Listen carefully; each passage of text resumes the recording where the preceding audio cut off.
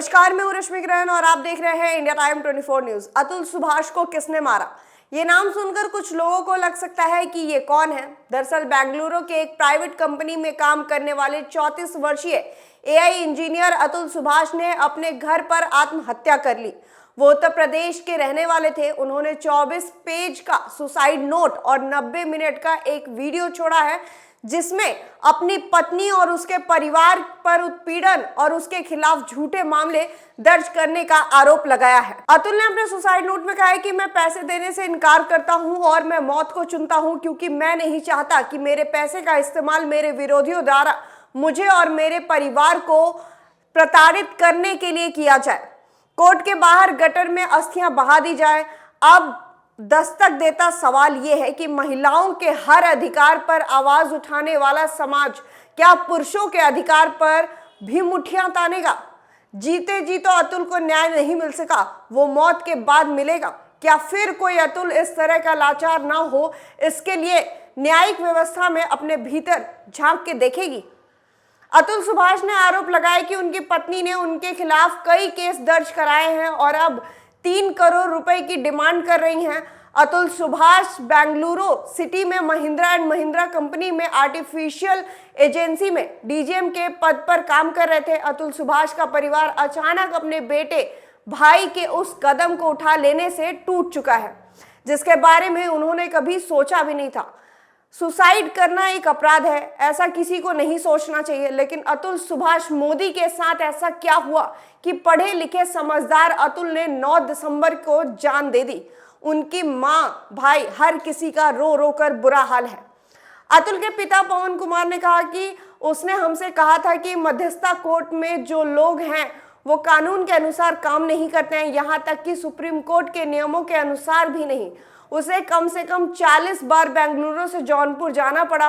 वो एक के बाद एक आरोप लगाती रहती थी। वो निराश जरूर हुआ होगा, लेकिन उसने हमें कभी ऐसा महसूस होने नहीं दिया। अचानक हमें घटना की जानकारी मिली। उसने रात के करीब 1 बजे हमारे छोटे बेटे को एक मेल भेजा। हाँ, लेकिन ये 100% सच है कि अतुल द्वारा अपनी पत्नी और उसके परिवार के खिलाफ लगाए गए आरोप सही है। हम ये नहीं बता सकते कि हमारा बेटा किस तनाव में रहा होगा।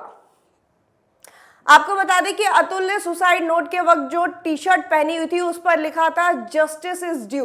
इसके साथ ही अब देश में चर्चा हो रही है कि अतुल सुभाष मोदी को न्याय कौन दिलाएगा, कैसे दिलाएंगे। उससे पहले 1.5 घंटे के वीडियो और 24 पन्नों की चिट्ठी में अतुल ने सुसाइड के लिए पत्नी, ससुराल वालों और न्यायिक व्यवस्था को जिम्मेदार ठहराया है। आपको बता दें कि अतुल ने 2019 में शादी की थी। दावा है कि शादी के 2 साल बाद पत्नी ने दहेज उत्पीड़न, हत्या से लेकर अप्राकृतिक यौन शोषण तक के केस अतुल के खिलाफ दर्ज करा दिए थे। बेटे का चेहरा तक भी देखने नहीं दिया था। अब सवाल उठ रहा है कि क्या अतुल ने पत्नी, ससुराल और जुडिशियल सिस्टम के आगे हार मानकर आत्महत्या कर ली? अतुल के मुताबिक पत्नी ने 4.5 साल के बेटे तक से मिलने नहीं दिया। अपने बेटे के लिए अब मौत से पहले अतुल ने एक गिफ्ट छोड़ा है, जो चाहते हैं कि वो 2038 में, जब अतुल का बेटा 18 साल का हो, तब वो खोले। आरोपी ससुराल पक्ष इस विवाद में मीडिया के सामने कुछ बोलने को तैयार नहीं थे। सोशल मीडिया प्लेटफॉर्म पर वायरल हो रहे वीडियो में सुभाष को ये कहते हुए सुना जा सकता है कि मुझे लगता है कि मुझे खुदकुशी कर लेनी चाहिए, क्योंकि मैं जो पैसा कमा रहा हूं उससे मेरे दुश्मन और मजबूत होते जा रहे हैं। उसी पैसे का इस्तेमाल मुझे बर्बाद करने के लिए किया जाएगा और ये सिलसिला चलता रहेगा। मेरे टैक्स से मिलने वाले पैसे से ये कोर्ट और पुलिस सिस्टम मुझे, मेरे परिवार और दूसरे अच्छे लोगों को परेशान करेगा। इसलिए वैल्यू की सप्लाई खत्म होनी चाहिए। पुलिस के मुताबिक शुरुआती जांच में पता चला कि सुभाष अपनी पत्नी के साथ वैवाहिक कलह का सामना कर रहा था, जिसने उत्तर प्रदेश में उसके खिलाफ मामला भी दर्ज कराया था। अधिकारी ने कहा कि उसने अपने सुसाइड नोट कई लोगों को ईमेल के जरिए भेजा और इससे एक एनजीओ के व्हाट्सएप ग्रुप पर भी साझा किया, जिससे वो जुड़ा हुआ था। इसके अलावा अपने सुसाइड नोट में सुभाष ने रिक्वेस्ट करते हुए कहा कि उसके बच्चे की कस्टडी उसके माता पिता को दे दी जाए, जिससे कहा गया कि वो बेहतर मूल्य प्रदान कर सकते हैं। जानकारी के मुताबिक पुलिस को 9 दिसंबर की सुबह 6 बजे एक कॉल आया, जिसमें सुसाइड करने की जानकारी दी गई। जब पुलिस घटनास्थल पर पहुंची तो घर अंदर से बंद मिला। स्थानीय लोगों की मदद से दरवाजा तोड़ा गया तो पता चला कि 34 वर्षीय अतुल सुभाष ने नायलॉन की रस्सी का इस्तेमाल करके बेडरूम में लगे सीलिंग फैन से लटककर फांसी लगा ली थी। इस घटना की जानकारी यूपी में रहने वाले उनके परिवार को दी गई, जिसके बाद उनके भाई विकास कुमार घटनास्थल पर पहुंचे। विकास कुमार ने बताया कि अतुल की पत्नी, उसकी मां, उसके भाई और उसके चाचा ने झूठे मामलों में उसे फंसाया था और इन मामलों के लिए 3 करोड़ रुपए की मांग की थी। इससे अतुल सुभाष को काफी डिप्रेशन में था, जिसकी वजह से उसकी जान चली गई। मेरे भाई ने जो सुसाइडल नोट लिखा है उसमें सबसे पहले लाइन लिखा हुआ है जस्टिस इज ड्यू। तो we want justice at any cost. I want you media people are support us for this justice and we want to fight against them and at any cost we want justice. अस्थि लेके आया आप लोगों ने भाई की, आपके भाई ने सुसाइड नोट में कुछ लिखा भी था उस बारे में। सर उसने ये लिखा है कि अगर उसे जस्टिस मिली तो उसकी अस्थियों को गंगा में बहा दिया जाए। अगर उसको जस्टिस नहीं मिलती है और करप्शन और जिस तरह से मेंटल हरासमेंट इसी तरह अगर किया जाएगा और उसे कोर्ट को डिसीजन में देने में अगर इतना करप्शन है, तो उसने लिखा है कि अगर उसे जस्टिस नहीं मिलती है तो कोर्ट के बाहर ही कोई गटर में उसकी अस्थियों को बहा दिया जाए। किस लेवल का मेंटल हरासमेंट से उनको प्रताड़ित हुए थे, कैसा टॉर्चर हो रहा था, कुछ बताइए। आप लोगों ने देखा है उसके 80 मिनट का वीडियो, उसमें आप एक एक पॉइंट पे उसने बात किया है, एक एक चीज़ों पे उसने बात किया है और इससे आप लोगों को अंदाज़ा लगाया जा सकता है कि किस लेवल का हरासमेंट इंडिया में चलता है। कोई कानून या कोई भी ऐसा एक लॉ जो इंडिया में है, अगर आप लोग को पता हो तो हमें बताया जाए कि जिसमें मेन को कोई सुरक्षा मिलती है। जब से ये निर्भया कांड हुआ उसके बाद लॉ को ऐसा बना दिया गया जिसमें सिर्फ लड़कियों को इतना दिखाया कि इतना पेनफुल लड़कियों को होता है। क्या ये ऐसा नहीं हो सकता है कि ये लड़कों के साथ भी हो रहा है?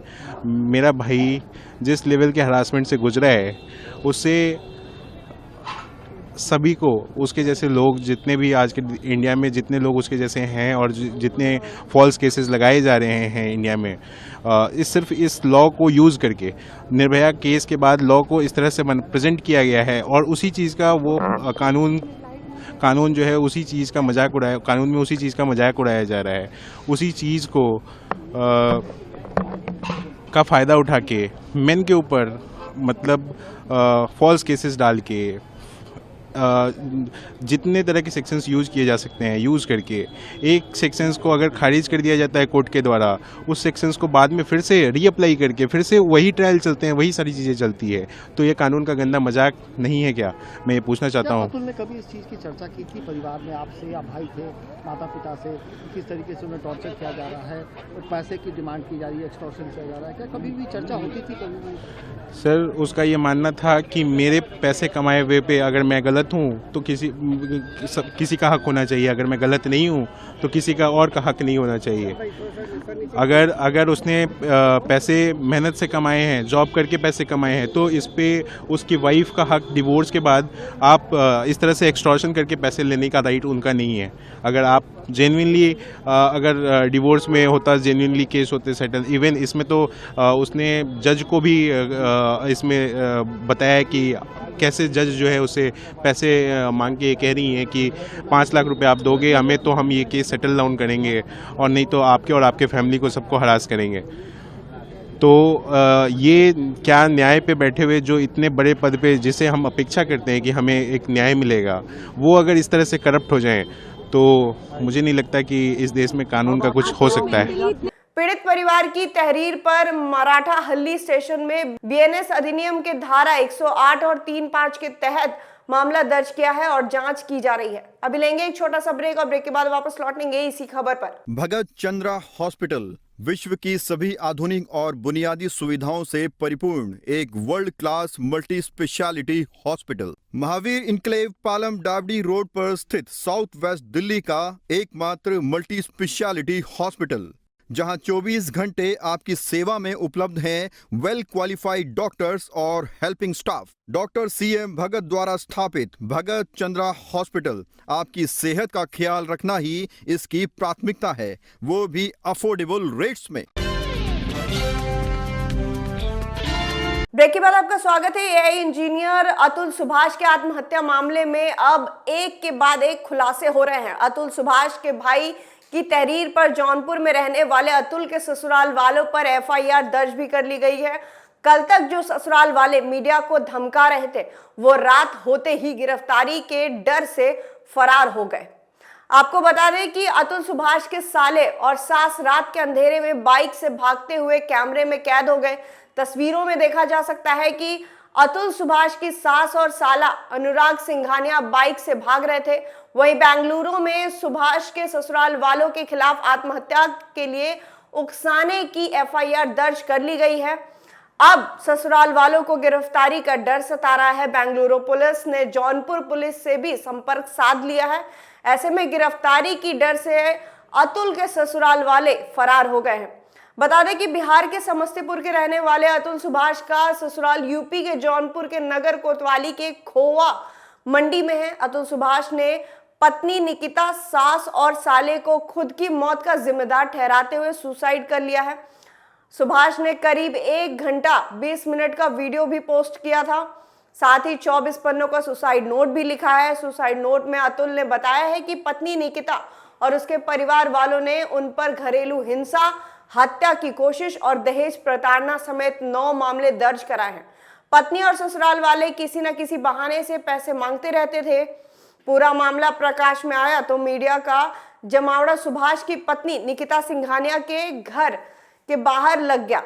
इस दौरान निकिता की मां और भाई से मीडिया वालों की बहस भी हो गई थी। अतुल सुभाष की सास और साले मीडिया वालों को धमकाने का वीडियो भी सोशल मीडिया पर वायरल हो गया। अब अतुल का साला अनुराग और सास घर में ताला लगाकर फरार हो गए हैं।